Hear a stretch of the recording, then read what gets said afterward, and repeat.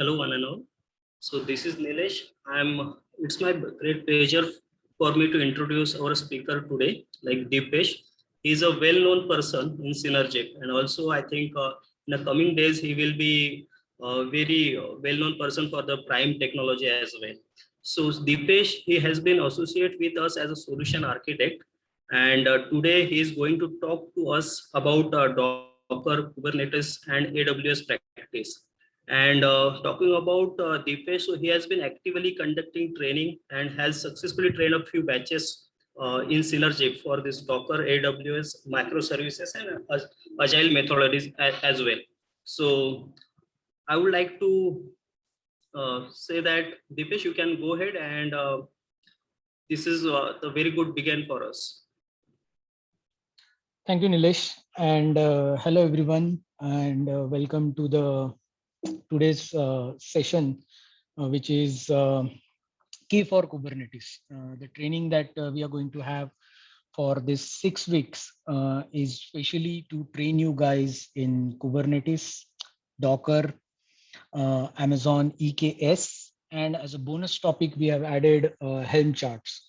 So today's session is bit of introduction session where we'll try to understand what exactly these technologies are, what would it mean to you, and does it really make sense for you to attend this session. So what we are going to do is we are going through the quick introduction of all the technologies, where these technologies come into the picture when we are working on the projects, and if it makes sense for me to attend this session, because I know we have a variety of people from a different background who are attending these sessions. So maybe we have some developers, we have some front-end, back-end developers, we have QAs, we do have the managers or tech leads. So even if you belong to different background, there is a lot you can gain from this course. And I'll also talk about how you can utilize this knowledge in your day-to-day activities, and how you can, improve your productivity by learning this course. So bit about myself. Some of you know me, some of you don't. Maybe first time you're seeing me in this picture. Don't get horrified. That's my lockdown look. This was like since the first lockdown, all shops, barber shops were closed. So I decided to go with this look. And as Nilesh rightly explained, that I'm working with Synergip since almost 8 years now. Right now, I'm working as a solutions architect. And also I'm a practice lead for DevOps, AWS, and cloud practices in Synergip. Hey Deepesh, this is Ahmed. Sorry to interrupt. Yeah, looks like if you are sharing your screen, we are unable to see. Oh, I'm so sorry. Yeah, that's all. Now thanks, we can thanks. see. Yeah, thanks, Amit. Thanks, Awesome. Amit. Yeah, thanks. yeah, because I just paused my screen. No Thank worries. you. Thanks.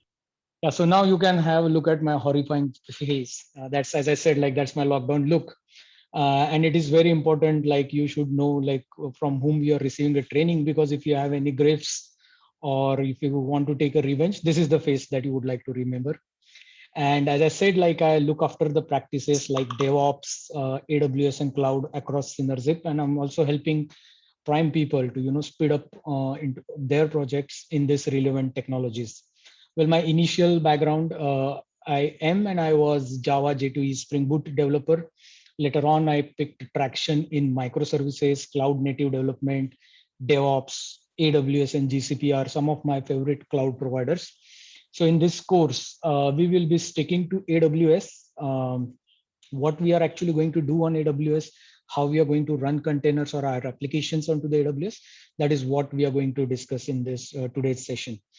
And if you ask me my interest, I love to participate in hackathons wherever I get a chance. I do go and participate in hackathon. That's one of the place where you can get good amount of learning with almost free of cost. And then I'm a cricket enthusiast. I myself play for Synergy cricket team. I also play for my private club, and I like any form of cricket. And that's what I mentioned, including Dream 11. I know some of you might have lost or might be playing Dream 11, and recent setbacks happened in IPL had just deemed my chances of winning 1 crore. So I'm just hopeful like soon IPL will kickstart and I can keep trying on Dream 11. So those are my interest and hobby. Current goal, right now, like from first lockdown, I actually gained a lot of weight. So I've decided to set a goal for myself to reduce 10 kg in the second lockdown. And in past 2 months, almost I have lost 6 kgs of my weight. Now, why I'm telling you this? Because this is my current look. I recently lost 6 kgs, and it takes a lot of effort to conduct a training, to train people, conduct even though it is online or offline session. It is a very exhaustive task. So you tend to burn a lot of calories, and I'm hoping that by teaching you these things again, I can get my goal achieved. Like I can lose few more weights. Well, that is an objective for me, or maybe a motivation behind the course. Well, whatever I said, just ignore that because I was just kidding. And that is what I'm going to talk in the next slide. What is a motivation behind conducting this course across the organization? So this is what, as you can see on my screen, I have shared some of the snippet from the recent email exchange. Those are happening on our pre-sales pipeline. So those who don't know what is a pre-sales pipeline, our sales team is working very hard to get us a new business. And when they are getting a new business, they get the requirement from the client. And recently, we have observed that there are many inquiries which are coming in the field of DevOps, microservices, Kubernetes, Docker, and so on. So if you can see the very first email by Hemant here, which exactly came yesterday only, where the client have a need for CI/CD and DevOps and cloud migration. So they want to convert their monolith applications into a microservices, convert them into the containers, and take it to the cloud. So there is a good opportunity for us as an accelerators to expand our team, win new businesses. And likewise, I also highlighted few of the email exchange which happened between pre-sales and the engineering team. So as you can see, we have observed in past 2 or 4 months the need for DevOps, Kubernetes, and every other skill set is growing day by day. And what happens is like acquiring, and this is my current look. If you are interested how I look now, so if you observe these emails, then you can easily see that we right now are in the big need of this skill set. Hiring this skill set is actually a very tough and challenging job. Even I am working with our hiring team. We are trying to roll out some offer to the candidates, but finding the people in this DevOps world is pretty tough. Most of the time, candidate would come, they accept our offer, and then take counter offer and they move on. So now this is a question where we have to decide between build and buy. For example, if we want to address all the needs of upcoming projects in the DevOps and all the CI/CD containers, Kubernetes, so should we hire candidate and trust on them, or should we build this skill set in-house? So what we have decided that we'll go on both front, like we'll do build, also we'll do buy. So when I say build, that means it is upskilling of an existing engineering team. Like during this training session, we'll try to upgrade your skill set. We are trying to see if you can pick up these new skills, and if you can, then you become a part of engineering team which can respond to this pre-sales pipeline, which are addressed towards DevOps and CI/CD needs. And that is why this effort is made, to conduct a comprehensive training where you guys would get a chance to upgrade your skill. And as you have seen, like this is not a one-day workshop or maybe a week workshop. This is kind of a journey which would last for at least 6 weeks. And in these 6 weeks, we will be meeting every alternate day, 3 times in a week. So how we are going to do that, I'll come to that when we look at the course syllabus and how we are going to conduct it, and the format or the structure of the course, how we are going to conduct this online training. So unlike other training, this won't be a theoretical session. Maybe perhaps this is the first session itself where you will be seeing slides more in action and less hands-on. Whereas in other cases, what I'm going to do is we are just always going to do a hands-on work. So what I expect is you guys to be ready for the hands-on training. So with that, let me move to the next slide. And like as I said, like this is a journey. Like only learning Kubernetes won't make you a DevOps. There are tons of technologies in the DevOps world which you should be knowing, and that is why we have decided that a series of sessions we would be running in upcoming months. So what you see right now is the slide where you can see like what all other trainings are lined up. Of course, this one, K for Kubernetes, is what you have enrolled for. And this is actually going to kickstart from Monday. Today is just an introduction session. Then we'll also have a very good session coming up on Terraform. So what exactly is a Terraform? Terraform is a way with which you can create your infrastructure. So you might have heard as infrastructure as a code. What happens in a project, like for example, if you want to run a project where you have maybe tens or 15s of servers, and those are in the dev environment, and the same setup you need to replicate in stage, test, or production. In that case, what would happen? That would be a repetitive task for a DevOps. In next environment, again, he needs to create those servers. I know like some of you know how to create an EC2 instances into the AWS. It's just a simple task. Just go select your template, pass some parameters like security group and on, and then you are all set. Your server is created. But imagine that you have to do for 15 different instances. Imagine you have to create the private network. Imagine you have to configure the security group, which are highly customizable. In that case, there is a possibility, like if you try to replicate this workflow in other environment, you will get you will tend to make some mistakes. So instead of that, we'll try to see how I can automate this. And that is all about Terraform. So using Terraform, you can code in such a way that your AWS, GCP, or Azure infrastructure would be created from code and not manually by going onto the console. Then a very recent development that is happening in DevOps world. Hello. Sorry to interrupt, but few members are getting a warning message. Capacity has been reached. The meeting capacity has been reached. Oh, let me check that with Nilesh. I think we do have a. Oh, and that is the reason why the participant count is restricted to 100. I think around 175 people have registered. Okay. And we are recording this session, I guess. Yes, yes, Medha? we are recording. Yeah. Okay, fine. So maybe Nilesh, what you can do meanwhile we are discussing this, can you Maybe reply we to can, the? should I, yeah, Deepesh, should I just broadcast it on YouTube as well? Yes, you can do, and then share that link over the email. Maybe Nidhi has an access to both Prime and Synergy Heritage. She can do that. Okay, but the problem is that then a person cannot open both the things at a time. So everybody who is on this call should not open YouTube. Right. Anyways, they are on Otherwise, mute, there right? will be a lot of chaos. Yeah. Yeah. All right. I'll start broadcasting then. Okay, fine. And thanks for letting us know that, Jagdeep. And yeah, this is what happens. So let me continue then. As I said, like serverless is nowadays becoming a buzzword in DevOps. Like in Kubernetes, you can manage a large workload, same as the serverless also. But in serverless, the way we think of an application, the way we implement the application changes. So rather than technology, serverless is a mindset, or maybe what you can say is the architectural pattern in which you would be designing your application. And the next, another buzzword in the microservices world, if you might have heard about, is this service mesh.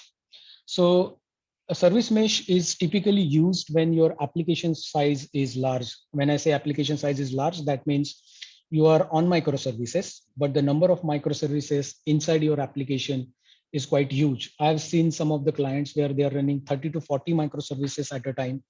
And when you have that much of infrastructure, managing everything at a single place becomes a challenge. Well, Istio can take that load from you. There are certain things that you would need to consider while working with Istio. For example, when you have this much of size application, how logging would be addressed, how security would be addressed, how the application communicating with each other, how that traceability we can achieve. So everything would be covered in course of Istio. So keep eye on emails, like as and when we are progressing with the Kubernetes. Once we come to the end of Kubernetes, I may spin up another session on any of these technologies which are mentioned. Not necessarily they would be in order. Based on whatever sales pipeline is demanding, I'll pick the relevant skill set and then we can proceed. So that's all the upcoming sessions. Let me go ahead. And as you all have opted here, our topic for this training course is basically Kubernetes. And the reason I have arranged these icons in this way is that I have arranged them in a stack. And that is because if you want to learn Kubernetes, your foundation has to be very strong. And here the foundation is nothing but the Docker. I mean, initially I received few requests from some of the team members that they want to attend only EKS. Okay, so you can attend an EKS, but it is like playing straight away international test match without facing a single delivery in domestic cricket. So you'll have a tough time there. You won't be able to fully extract the benefit and the what you can say power of EKS. And that's why your basics needs to be clear. Only unless and until you are a David Warner, you'll get a chance to directly play an international. But we are not David Warner, right? So we have to build our foundation first. And that's why the Docker is something which we have to learn first. And once you have built a solid base in Docker, then you would understand how Kubernetes would help us when you have multiple Docker containers. So typically when we will be building an application, we'll be containerizing it with the Docker. What is a containerization? Why we have to use Docker? I'll come to that. And once the Kubernetes mastery is gained, then you will start noticing the limitation of the Kubernetes. And there, to ease your life, Amazon would come into the picture. So we will be using Amazon EKS. It is Amazon's Elastic Kubernetes cluster, which we can leverage for deploying our application. So our progress would be this incremental. Initially, we'll gain all the skill set required in Docker. Once we understand why Docker is required, how I can convert my application into a Docker world, how I can containerize them, then we'll start seeing the limitations of the Docker. Then I'll take you to the Kubernetes world. Once Kubernetes is strong enough, then we'll take it to the managed Kubernetes world, which is Amazon EKS. So in managed Kubernetes world, we have multiple choices. Like all the cloud providers, they saw the popularity and the traction they are getting onto the Kubernetes world. So they decided, why not we provide Kubernetes out of the box on our own? So Amazon initially, Google initially started with their GKE or GKS. Amazon Azure has their AKS, and then Amazon has its own flavor of Kubernetes EKS. So it is all managed services. What do you mean by managed services? So I'll tell you an example. For example, if you want to host a party, for example, you have a birthday party and you have invited 500 guests. And to all those guests, you want to treat them with a nice dinner. So there are two choices. You find a vendor to which he will say, okay, I will charge you $300 rupees per plate. But then all the material required for preparing the dinner, you have to provide me. So that is what happens when you are managing Kubernetes cluster on your own. For example, you want to throw a party, you want to host your application, but if you are managing Kubernetes cluster on your own, then that means all raw material, all preparations, those needs to be done by you. Where think of this like a different scenario where you come across another vendor. He's saying, sir, okay, fine, we will help you with arranging your party, but per plate, we will be charging you 500. But then you don't have to bother about purchasing the material. You don't have to bother about at any given instance of time, if your number of guests have increased, we will handle it. And that is what the managed services offer. But the only catch there is they would definitely charge you more. And you can observe this in your real life scenario also. If you engage a vendor to whom you are giving the material and asking him to prepare a dinner for your guest, if the number of guests increases at the runtime, then what would happen to the raw material? You have to run on the spot, arrange additional material, and then only your cook would take care of that. Whereas in case of managed material or the managed services, what you can do is, okay, we are short of material, but it's not my problem. I have paid you. Now you take a responsibility of scaling my needs. If the number of guests increases, you get the raw material for the food, and manage all my application. That means manage my birthday party. So that is what the difference between managed services and unmanaged Kubernetes cluster. So we are going in steps here also. The when we are taking a deep dive into Kubernetes, we'll do everything manually. We will set up our own cluster, we'll create our own nodes, we will create our deployment our own. And if there are needs of scaling and scaling, we will see how we can do it. But once you move to the EKS, that responsibility will be handed over to the Amazon. You just have to enjoy or focus on your application development. Or in our case, you just have to focus on party, just talk to the guest, forget about whether there is a lack of dinner or whether there's a lack of material. Your vendor would be managing it for you. So I hope you understand all these things. And then there is an additional bonus, as I mentioned into the email also. We'll be looking after Helm charts. So what exactly is Helm charts? So it is a way with which you can package your Kubernetes application. And I'm going to demonstrate that, or maybe I'll give you an analogy how to visualize Helm charts in this entire slide, but that would be in the next slides. So let's move ahead.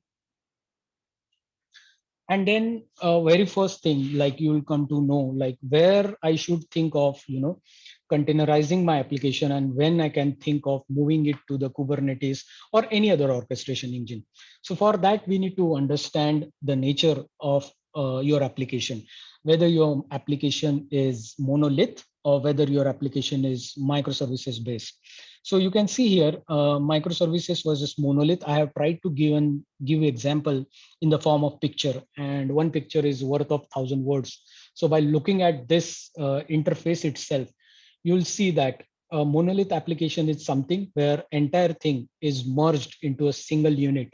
Like you have your user interface tied with us in the same entity. You have business logic, you have data access layer. That means your classes which are interacting with the databases as a part of a single project. And then they are interacting with the database. Managing monolith application, like monolith are there since quite a long time, and they would continue to exist for upcoming days also. But the challenge really comes when your monoliths start hitting the limits, when your user base is growing, when your development team is growing. That time managing a monolith application becomes difficult. And that's why where you can pick a pattern called as microservices architecture. So what is a microservices architecture? It's an architectural style where you have to divide your application into loosely coupled component or services. And these services would be interacting with each other. So to give you an example, let me just stop my presentation. Maybe I can spin up some site where you can start visualizing how the microservices looks like. So I'm going on Flipkart. So perhaps India is one of the popular e-commerce website. And if you look at the Flipkart website, though it is a single application, you may feel that it is a single application, but trust me, it's not a single application. It is a set of microservices running behind the facade of Flipkart. So what you can see is a single UI, but behind the scene, there are multiple services which are operating. For example, if I can see all these products. So I have a mobiles here. So I get a mobile page from where all the mobiles are fetched. Then if you see, I get the configuration of the mobile. Whereas if you can see, there is something called as customer rating. Now, if you look at the application, if this application was built in monolith style, and imagine on some day something goes wrong with your review section. Like for example, for each product, we have a review, we have a rating section. So something goes wrong in that module. Some developer has pushed some code which breaks into the production. And then what would happen? Your application would look like this, but because of the one of the failure, your application is not coming up because some piece is broken. Whereas if you have designed this application in the microservices way, all your components would get divided into a smaller individual services. So if the problem is with review and service, it may happen that you are seeing a product. For example, I'll just select a product, but its review and comment section may not come up. But that won't bring your entire site down. It would be just that service which is temporarily down. And then your application would still continue working, because if some person who wants to buy your product, he may not be interested in your comment right now, or maybe we can show something right now, comments cannot be loaded because of some issues, but they can still go and buy or complete the transaction on your platform. But if it would have been a monolith application, handling this scenario is very challenging. Not only that, there are other benefits which are offered by the microservices is you can achieve a granular scaling. For example, if you have divided a Flipkart application into different services like product services, who is responsible for just populating and displaying product data, then you have a review services, then you have a order service, then you have a user service. Imagine we have a festival, let's say Christmas, and we anticipate that on Christmas there would be a huge traffic on Flipkart, and most of the time what people does is they just come onto the website, browse for the product, but don't buy anything. So what would happen, like if you scale your entire application, just because you expect there would be load on the product page, you're scaling user service also, you're scaling the review service also, that would happen typically in monolith architecture. But in microservices, you can identify which module or which service is going to experience a load. You can just go and simply, what you can say, simply scale that service. So that gives an additional advantage that you can control the scaling up and down of a system at a granular level. Not only that, that gives you additional benefit also, like team working on one feature, if they mess up something, that is not going to affect the other service also. For example, if there is a service review service, initially it was implemented as Oracle as a backend, and then later on we found that there are the reviews or the comments are growing day by day. Remember what happened when Amir Khan said something wrong, and then everyone was going on I forgot the name of e-commerce site, and then everyone was just putting a review on that side. Imagine the load that would have come onto the review service of that e-commerce website. So if this something like this happens, then you tend to think like, okay, the service initially we designed in Oracle, now I have to convert that Oracle backend into something else which is highly responsive or which is fast in processing. Maybe we convert that into a MongoDB. So only one part of my application requires a scaling or technology revamp. I want to convert that Oracle stuff into a MongoDB. I can easily do that if I'm following the microservices architecture. So in that case, what would happen is I can refactor my application. Instead of storing reviews into the Oracle, I can change my database back to the MongoDB, and that is not going to affect the other services. So the new team, the development team, can only focus on review service, revamping of the review service, and their changes are not going to affect the other users into the system. So this is what advantages microservices gives you. There are, of course, some of the downsides, like since earlier in case of monolith, if you need a user service needs some data from the review service, it is the same database. They just need to take a join and get the data back. But in case of microservices, the now data is distributed. So you are not going to get, user may not get to fetch the reviews directly. It has to talk to a microservice which is running on some other host, get the data from here. So there are also some tricks like that communication you should not perform or DNS. That communication should happen on your private IP so that you don't do a full routing of DNS server, DNS resolution, and then your service would respond you. That would degrade your performance by 30%, take my words. So we'll see in Kubernetes how we can achieve the communication between the services without actually hitting the DNS by leveraging the private IPs. So that is what in the detail when we'll see the Kubernetes, I'll let you know. So this is what the problem statement is, like when we should think of containerizing the application, when we should think of moving my application onto a Kubernetes or maybe any other orchestration engines like Apache Mesos or Docker Swarm. Only if you are following the microservice architecture, then it makes sense. If you are not following microservices architecture, your application is very simple application, one front-end service, one back-end service, then don't think about Kubernetes. No, that's not a right choice for you. Then in that case, you should think of only Docker containers to make your life easy, but don't think about the orchestration. So what exactly is that? We'll come to that again later. But then think of this. Sorry, Dipesh, to interrupt you. Can I ask one question on the microservice? Yes. So is it advisable to have shareable code for the microservices? Like we have some bean classes and all this stuff. Yes, because like what happens, like most of the time pojos that you would be referring Yes. across microservices, they can be shared as a part of jar file. I mean, I'm giving an example from Java world, but same thing can happen with other languages also. You can have a common code, a common repository, which when get deployed or maybe built would be shared across all microservices. Otherwise, what would happen, you would be writing same code again and again, Yes, right? that's why I asked. Yeah. So now, why we need to learn a Docker? And I'm so sorry that I have pulled a quite stale image. This is from 2018. The numbers are quite huge than this. So what this actually talks about, what this slide is actually talking about. Sorry, let me just zoom it. So this is the momentum that Docker is gaining or gained in 2018. So you can see 450 million plus 450 enterprise customers are with Docker. 37 billion containers download. For example, whenever someone is downloading any Docker image, that is tracked by Docker. And that way, so far now, till 2018, 37 billion container images have been downloaded. So you can imagine the traction that Docker is gaining.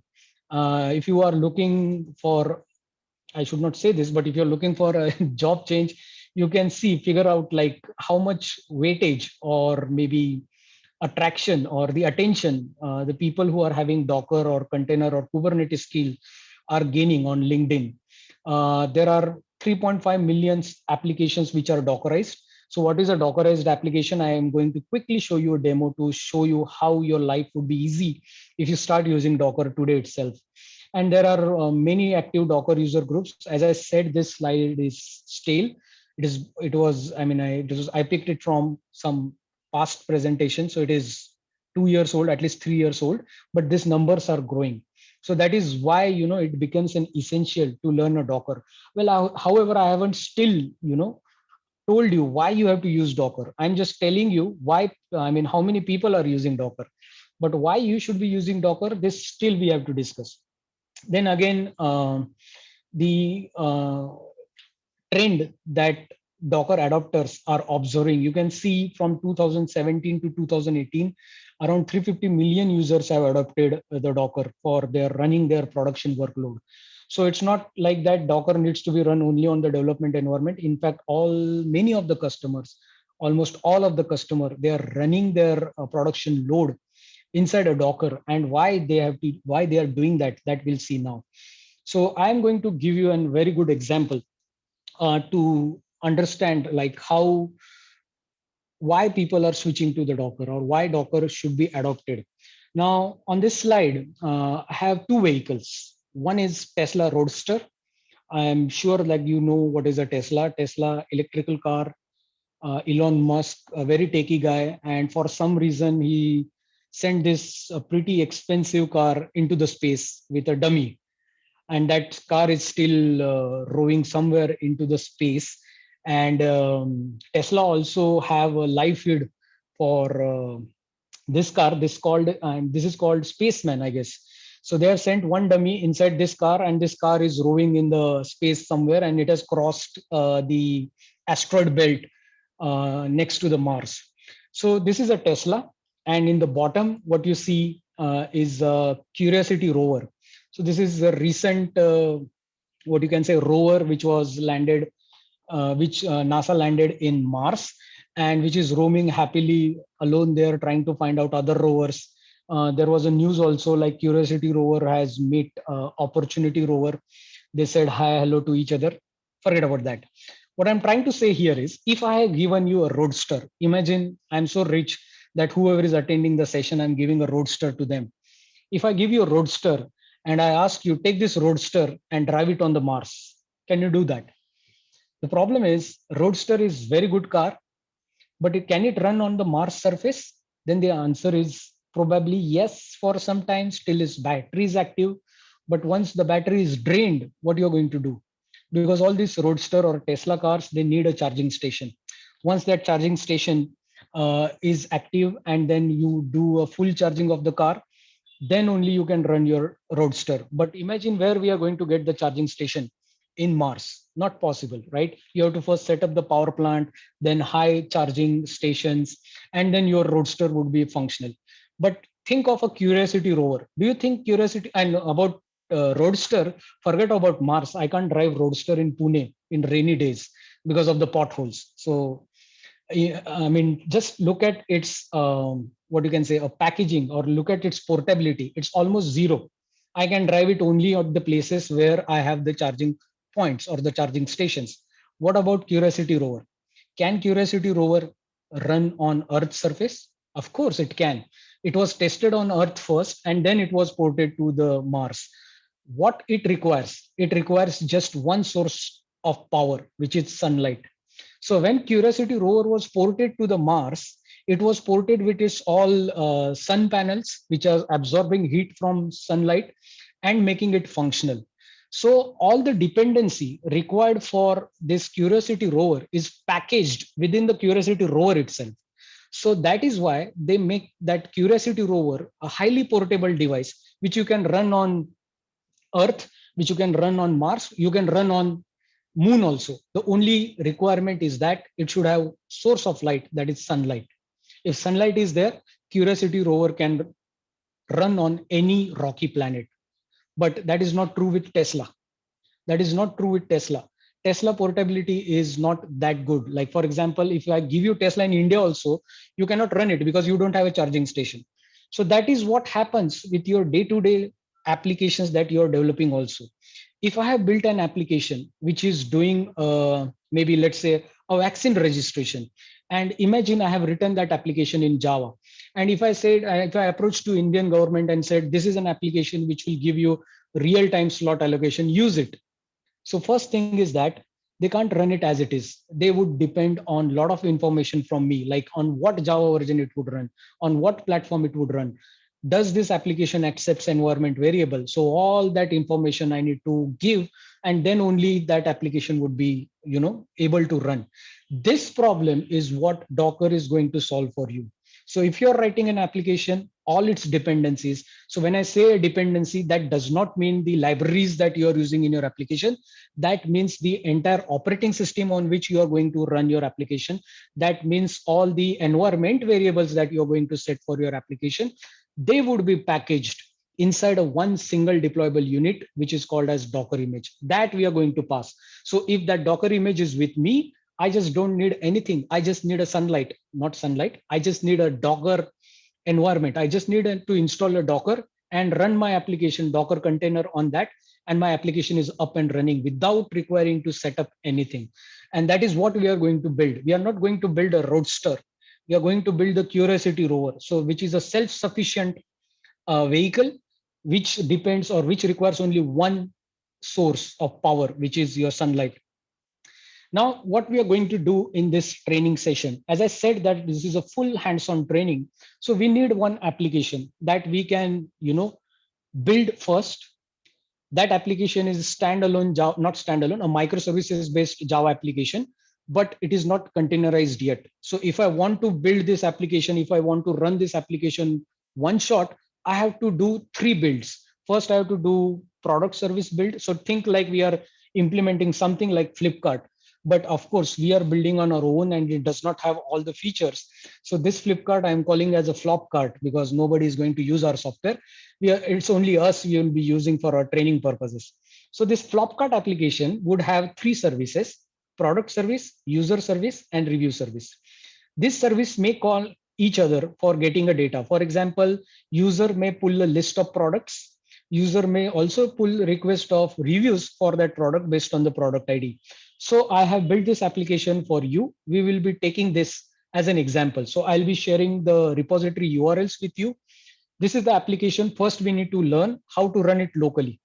And when you're running it locally, you'll start feeling the pain. First thing, I have written this application on a Java 11.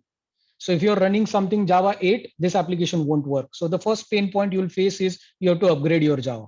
Second thing, all these applications require some environment variables. For example, the number of discount percentage we would be offering on Flopkart, I have made it configurable. Like I can, in Christmas, I can offer 10% discount on off season, or maybe on Christmas, I can offer 5% of discount. On off season, I can have 15% of discount. And all these things I'm passing as an environment variable because I don't have to change my code every time. So in this case, that environment variable also you should be aware of. You should be aware of Java version. You should be aware of all the environment variables that I'm passing. Third thing is all three database you need to run locally. Now, how many of you have installed MySQL locally? MySQL or Oracle or MS SQL, any database for that instance. Can I have a quick maybe thumbs up into the chat? Well, I'm not sure whether you guys are allowed to chat. I'm just taking.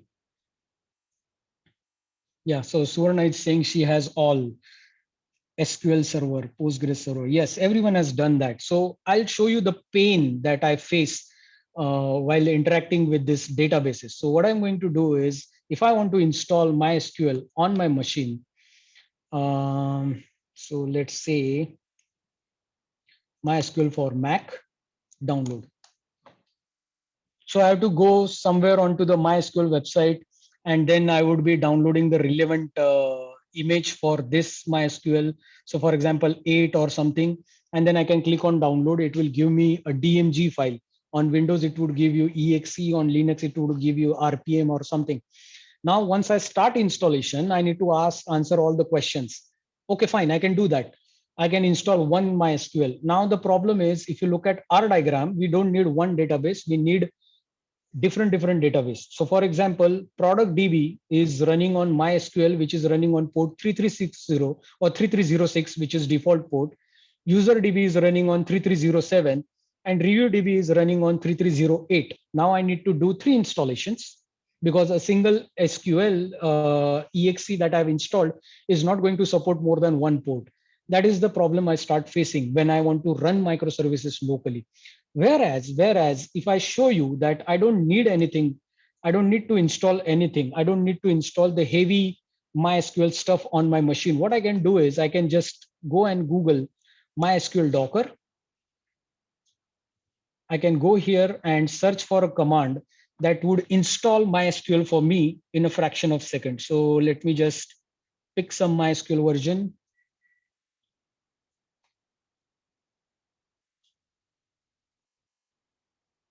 So I'm just modifying it a bit. Forget about what command it is right now. We are going to see that in detail. I'm just increasing the font. So if you can see right now, Docker run some name that you want to give to your MySQL server. So I'll say my DB or my database. And then it is asking what password you want to keep for your MySQL. So I'm saying root 123 is my password. And which MySQL version you need. I'll say I required MySQL 5.7. Just pick up this command and run it onto your terminal, provided you have Docker installed. So what I'm going to do is I'm going to just run this command. What is going to do, it is going to contact Docker server, going to install MySQL for me. So if I do MySQL PS, you can see it just got installed in 5 seconds almost, right? And now it is running on port number 3306. So this is the port that I have allocated. So that made my life easy. If I want to run MySQL, I just can download from Docker and run it in fraction of second. Secondly, when I'm running that MySQL instance, I can also control the port. I can say run one instance, which is running on 3306, or let's go ahead and quickly do that.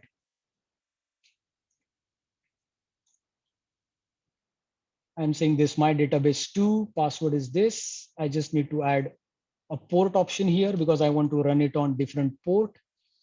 Don't worry about this command. We are going to learn this in detail with exact meaning. This is host and this is port. So I'll say 3307.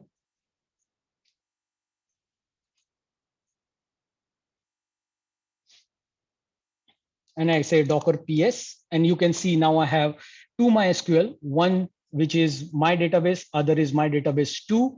which is running on different port 3307. So that is the power you get like working with Docker, that you can run multiple copies of your software on a different port on a single machine and see the time it has taken. It has taken just 3 or 5 seconds. Imagine that you have to install MySQL every time. Of course, it is going to take you around 10 to 15 minutes, or even if you're using VMs, then your life is hell, because VM, it's a lot of memory.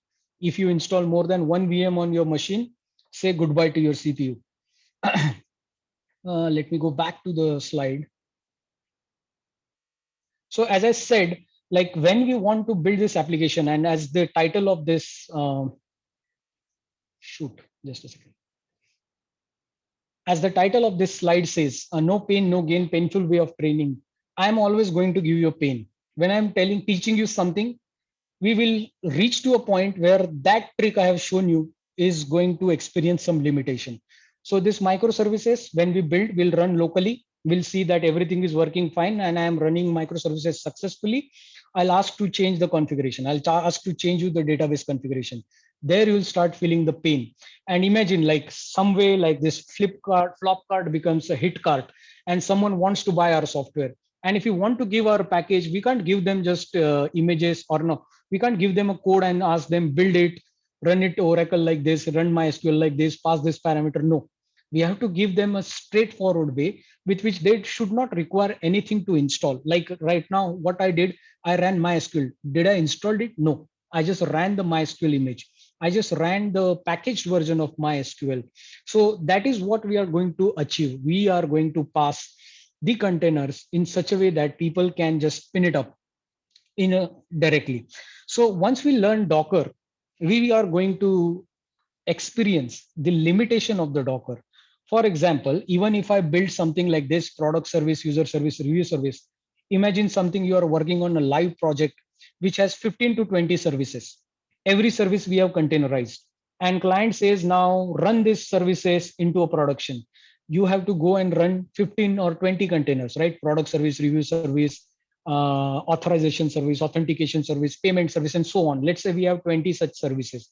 If you want to run in the production, then the problem is every time you have to keep track of like the command I have shown you, you have to run those 20 commands. And if client says change something like the password of MySQL from root 123, change it to root 456, then again you have to go stop the container, modify its parameter, then that becomes a pain. When the number of Docker containers would increase, you will start feeling the need of the orchestration. So what exactly is orchestration? So I'm just going to play a sample video. You may not be able to hear music, but look at this guy in white coat, or maybe you can hear. Let me just see. Just enjoy the music for a couple of minutes. Just observe this white guy, what he is doing.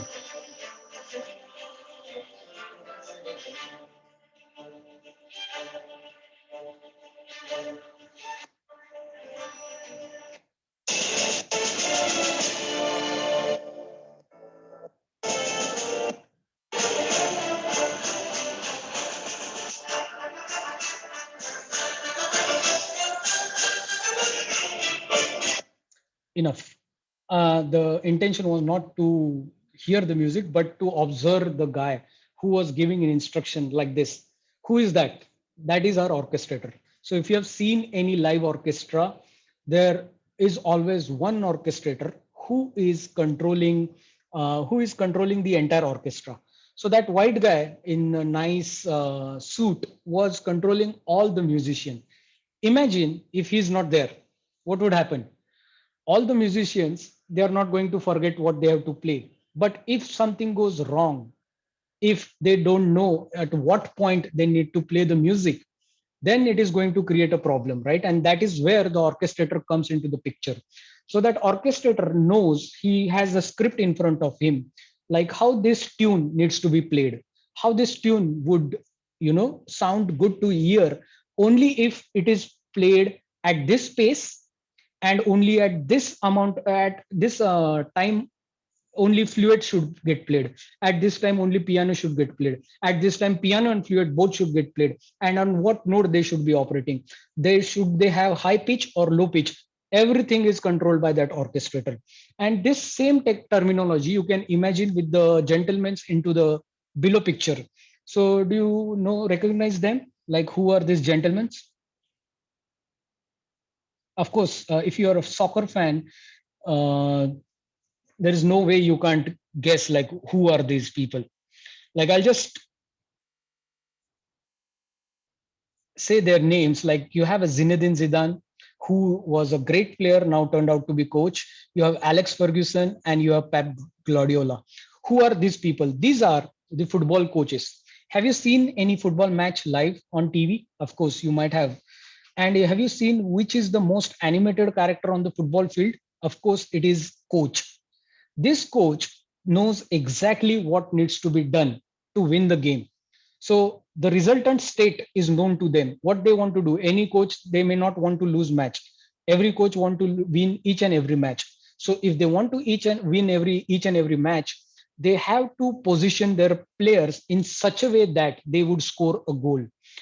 And sometimes in football it happens like some player may get injured and the coach is watching from the outside, or maybe coach decides like this player, maybe uh, Pep Guardiola is saying, okay, Sergio Aguero is not playing good, he seems to be injured, I need to replace with him, I need to bring some other player instead of him. So they does the replacement. So that is the work of the football coach. What are they doing? They're also orchestrating the game. They know which player needs to be replaced. They know which player needs to be replaced at what time.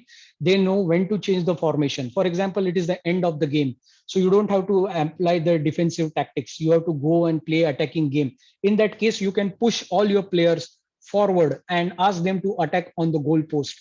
So all who gives these instructions? So player, they don't take decisions on their own. In case of football, they always listen to their coach, which is always giving them the instruction from outside the field.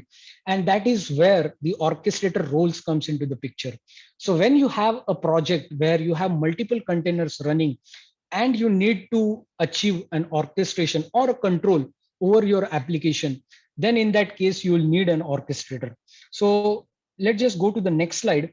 I'll show you the increase of usage of the orchestrator. So the people, they are using Docker containers into the production.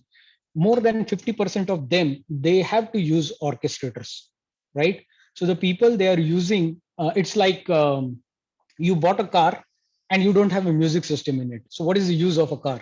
Well, of course, you can do a transportation, you can move people from one place to the other, but if there is no music, it's no fun. So same like that, if you are running a production grade application, a microservices based application, and if you're using only Docker containers, then you are not utilizing the power. You do not gaining the full advantage of the microservices. And for that, what is needed is an orchestration, and that is nothing but your Kubernetes. So what all orchestration choices I have? So remember that guy who was playing the piano, or not piano, who was directing all the musicians, or remember the football coaches? So which football coach we should hire for us? If I want to run my application, which football coach should I hire? Should I go with Pep Guardiola? Should I go with Zinedine Zidane? Or what choices do I have? So that is for football. But in case of microservices world, these are the choices of orchestrations you have. So you have Docker Swarm, you have Apache Mesos, technology offered by Apache, and then you have Rancher, and then you have BAP of all. I'm purposefully calling this word BAP of all. You have Kubernetes. So Kubernetes is kind of a Xerox in orchestration world. When I say Xerox, what it means?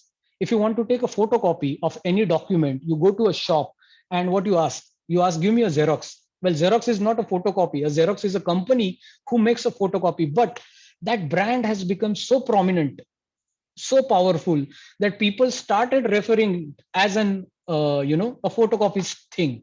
Well, Xerox is a company. There is a Canon. There are other Dell who also does the photocopy, but nobody calls a Canon machine Canon. They say, give me a Xerox, even though they are taking a printouts or copies from Canon. And same thing happens. Most of the time, people refer Kubernetes as an orchestration, but Kubernetes is not an orchestration. Kubernetes is one way with which you can achieve orchestration. So as I said, there are various choices for orchestration. Docker Swarm, which is an out-of-box product of Docker, used for orchestration. You can use Apache Mesos. Rancher is again a so powerful thing. which can give you the orchestration capabilities, and Rancher was having their own orchestration capability called as Rancher Cattle. But sooner or later, Rancher folks realized that the traction of Kubernetes and popularity and adoption of Kubernetes is increasing such a speed, they decided to stop their product. Now Rancher is there, but their orchestration engine is not Cattle. Their orchestration engine nowadays is Kubernetes. So I'll show you the amount of load we are managing for one of the customer to give you an idea. Like when I say your application is huge, then you should think, or large, then you can think of Kubernetes. So I'm going to, oopsie, not this URL.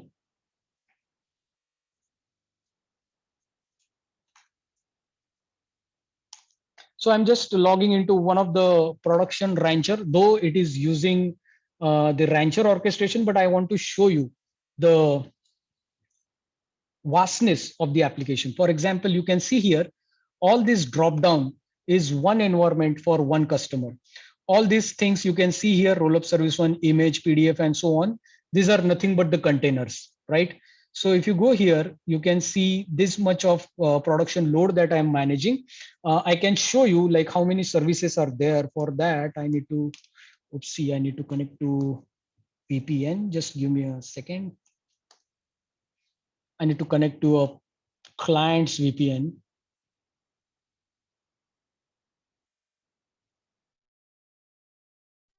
And this thing, what I'm going to show you, are not possible unless I have orchestration with me.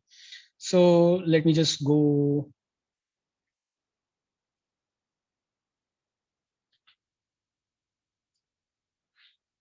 I hope you are not copied my password.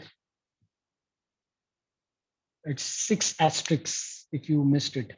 So you can see 6,908 services, almost 6,000 containers I am running.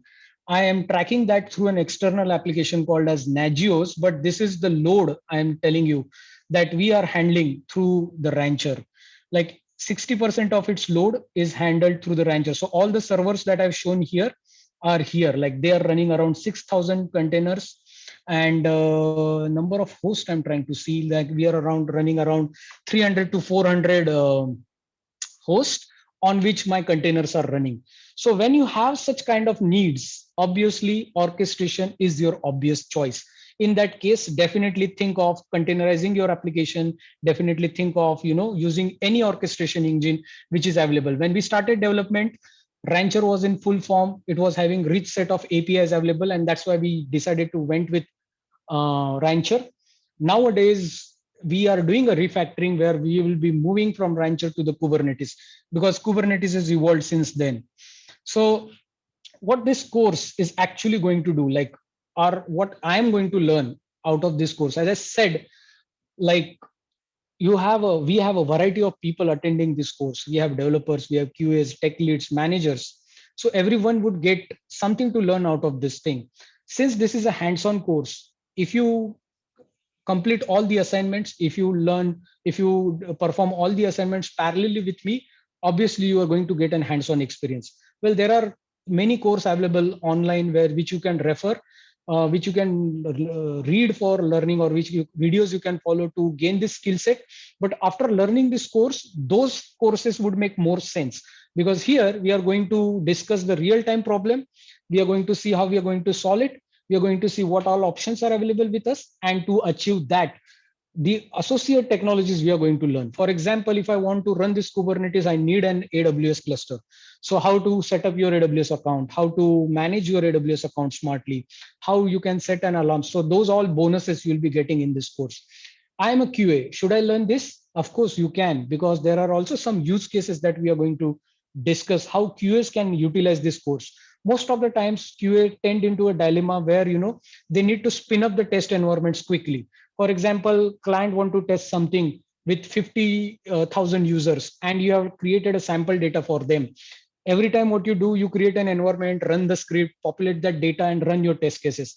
But if you're using Docker container, you don't have to run your script. You just run it once, store it in Docker container, and when client says, bring me that test environment up, just run the Docker command. As I said, like for MySQL, it took 5 seconds. For your test environment, it may take 10 seconds. But in 10 seconds, your test environment would be up. Developers, of course, you have to learn this. You have to learn this thing if you want to upgrade your skill set, if you want to think outside the box.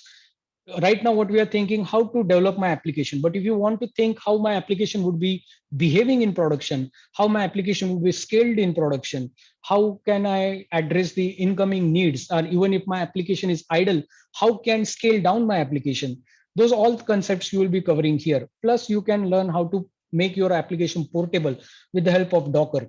Managers, they of course can get, like, even if they are not doing any assignments, but if they attend all the lectures, just do the hands-on assignment up to whatever extent they follow, they can build their context. So when there is a debate between the developers, they can ask more fruitful questions rather than when delivery would happen, right? So they may ask like some technical questions. So for managers also, there is a bit of much of things here which you allow you to take a decision on cost wise, on the suitability of the application, whether this technology would make sense to me or not, whether to go with X cloud provider or Y cloud provider. All these things we would be discussing.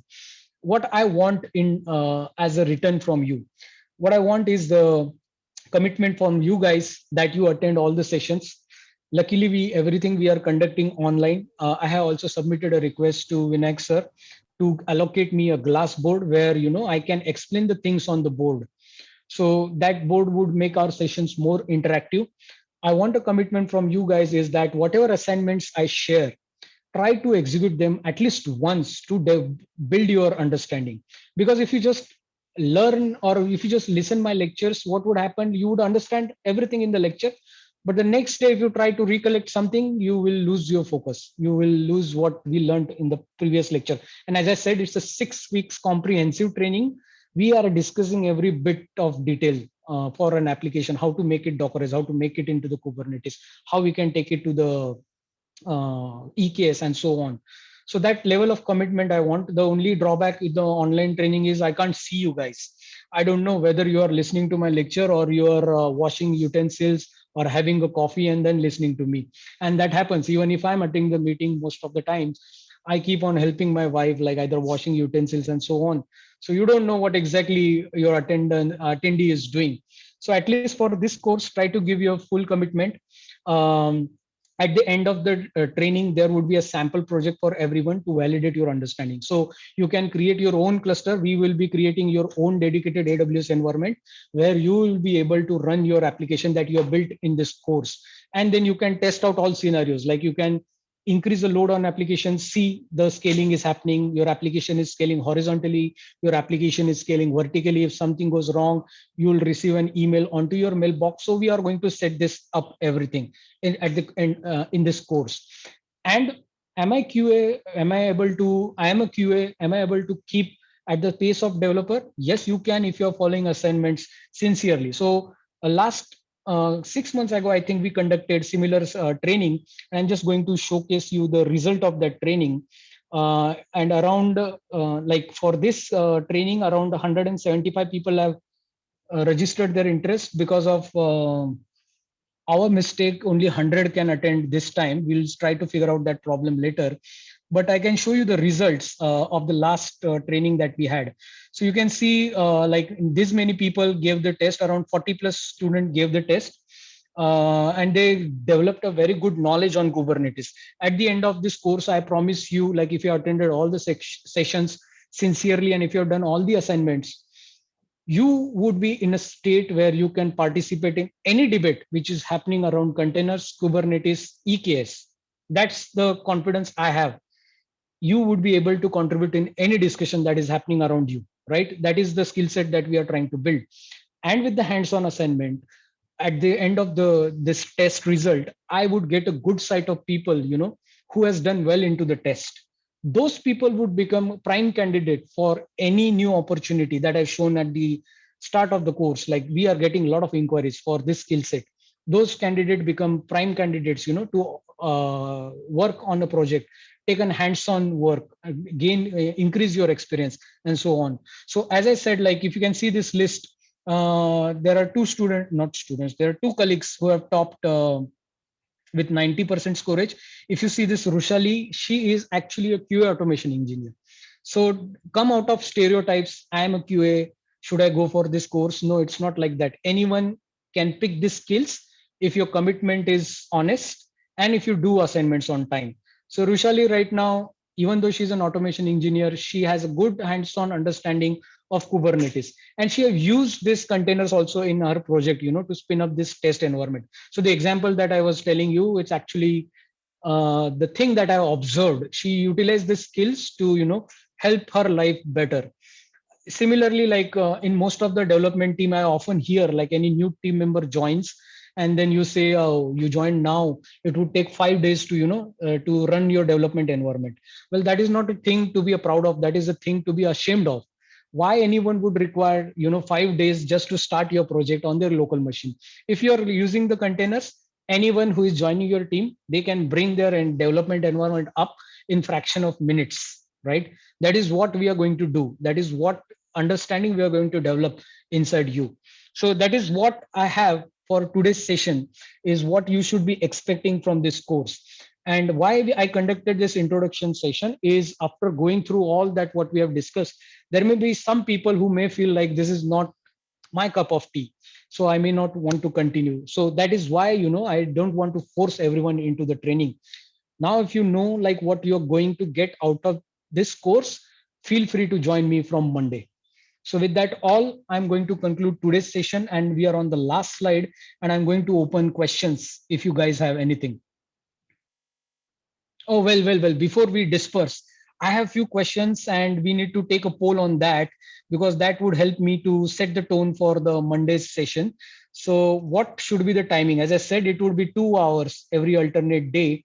So I'm just putting a question in the chat, and I'm also going to share that over email. So please click on this. Oh, sorry, I just sent it to Nilesh. Let me change the setting. Sorry.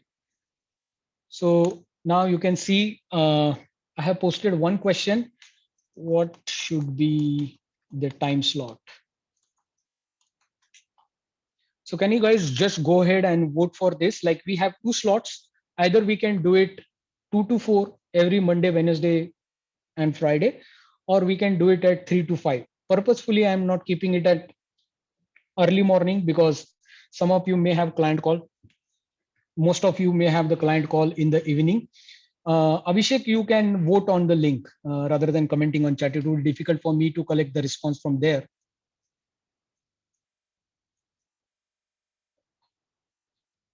So if you have answered that question, another question I have, guys, for you is what platform you are using. When I say platform, it is the operating system that you guys have, because the installation of Docker would vary based on your platform. So I just want to understand like how is the dynamics of all the audience looks like. Yeah, this session is getting recorded, Sagar. So we'll be sharing the link as well. So the next question I asked is what platform you're using. So I have posted another link for that. Please go ahead and vote. Let me also see if people are responding.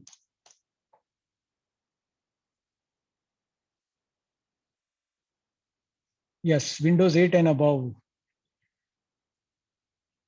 Ubuntu 4 votes. So only 21 people have voted. I'm still getting the responses. I'll also open the other poll. Just bear with me. After this, there will be only last question, and then we can disperse. Oh, so 2 to 4 is winning. And guys, in this case, I'll definitely go with majority. Even though most of you are running on Windows 8 and above, that does not mean I'm going to teach you on Windows, because Docker is platform agnostic. I just need to know what flavor of the operating system you guys are running.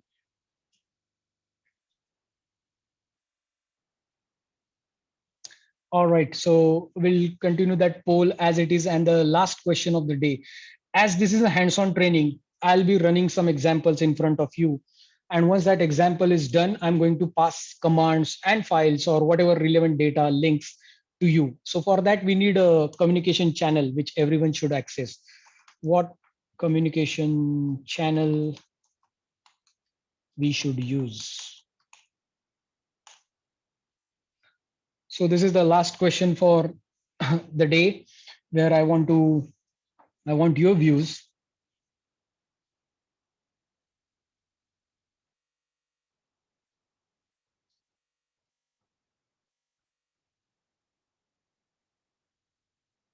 Skype 50%, Teams 50%.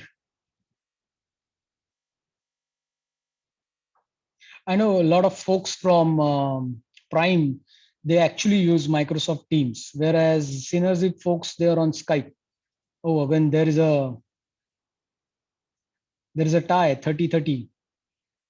Super over. And in that case, I may not go with the democracy. I'll do a dictatorship. I will go with rather on WhatsApp.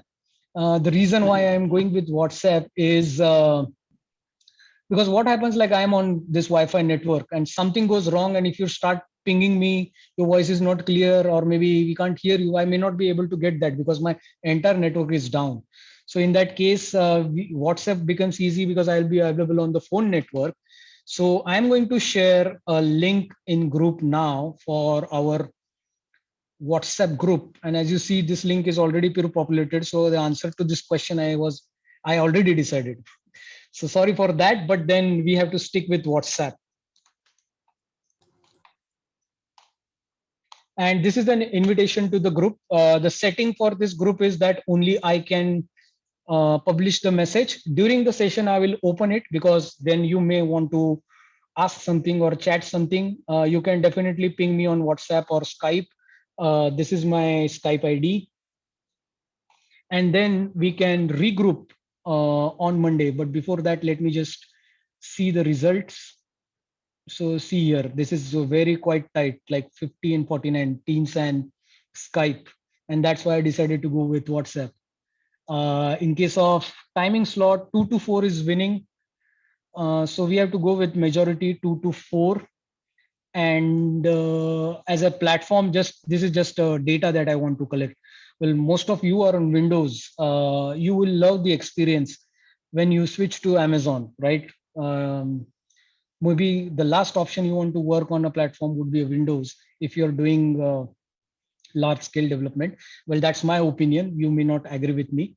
We have quite a few rich people also, 14 of them. Good.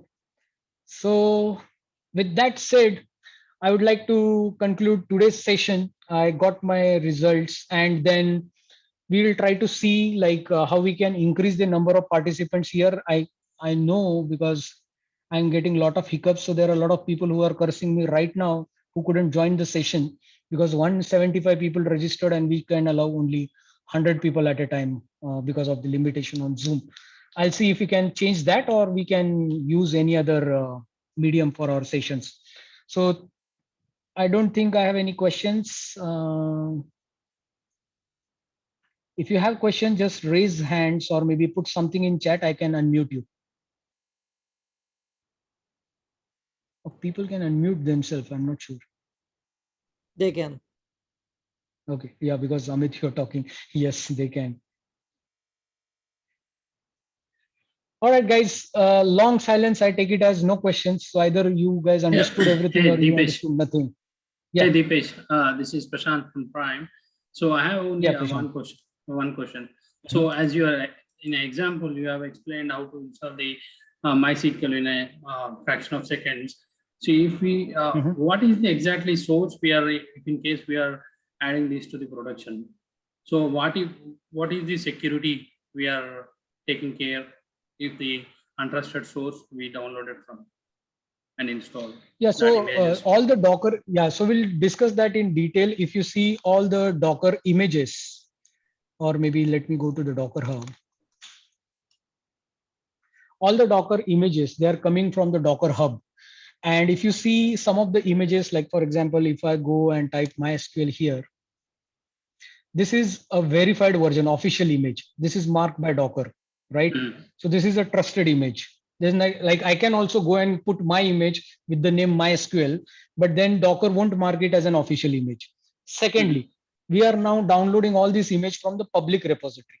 When we will be building our application, what we can do is we can create our own private repository, because your source code that you have written for a client is client's intellectual property. You may not want to put it on Docker Hub where even though it is in private repository, you should not be able to access it directly. Anyone should not be able to access it directly. So Docker has that provision. You can make your images private so that only you and the people in your organization who has the right privileges onto this Docker Hub can download that. If you have built your own images, for example, this in this example, all this product that we are building, Flopkart, we are going to create different images for this. This images, I can put it in my private repository. So even if I give you an URL, hey Prashant, go and access my product service, you won't be able to access that unless and until I give the right credentials and right roles to you. So this we'll all see in detail. So the security wise, Docker is absolutely safe. There are no security breaches around that. And it's not only a security we will be handling from Docker. We'll also see how to secure the environment where Docker is running. For example, EC2 instances, which is running Docker, we have to back it by security groups, firewalls, and etc. everything. All the access to your EC2 instances or your EKS cluster will be backed by the AWS IAM roles. So we'll see that in detail when we'll be going through the course. Yeah, sure. Thank you. Thanks for that. Yeah, not an issue. Yeah. All right, so I think we are running quite over an hour here, and I'll see you guys on Monday, and the relevant message would be published by Nidhi or Nilesh, and I'll take your leave. Thank you. You have a rest of rest of the day. Thanks. Bye, everyone.